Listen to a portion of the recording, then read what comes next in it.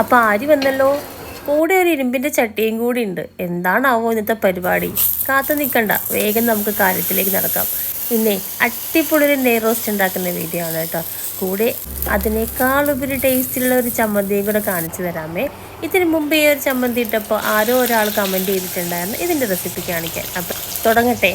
അതിന് വേണ്ടിയിട്ട് വെളിച്ചെണ്ണ ഒഴിച്ചു കൊടുക്കുക. സവാള അല്ലെങ്കിൽ ഉള്ളി, ചതച്ച മുളക് അല്ലെങ്കിൽ മുഴുവൻ മുളക്.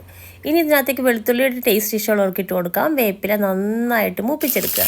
നന്നായിട്ട് മിക്സിയിലിട്ട് അരച്ച് കഴിഞ്ഞാൽ ചമ്മന്തി റെഡി. ഇനി ഒരു തേങ്ങാ ചമ്മന്തിയും കൂടി താളിച്ച് മാറ്റി വെച്ചിട്ടുണ്ട്. അപ്പോൾ ദോശ ഉണ്ടാക്കാൻ തുടങ്ങിയാലോ? നേരത്തെ തുടങ്ങിയതിൻ്റെ ബാക്കി മതിയല്ലേ? അപ്പോൾ നല്ല മുരിഞ്ഞ് വന്നിട്ടുണ്ട്. ഇനി ഫോൾഡ് ചെയ്തിട്ട് തിരിച്ചും മറിച്ചു കൊടുക്കാം. നല്ല പതപ്പിച്ചാറ്റിയിട്ടുള്ള ഒരു അടിപൊളി ഒരു പാൽ ചായയും കൂടി ഉണ്ടെങ്കിൽ പിന്നെ പറയണ്ട. തിന്ന് തുടങ്ങട്ടെ. വേഗം ഫീഡ്ബാക്ക് പറയാൻ മറക്കരുതേ. കാത്തിരിക്കുമായിരിക്കും.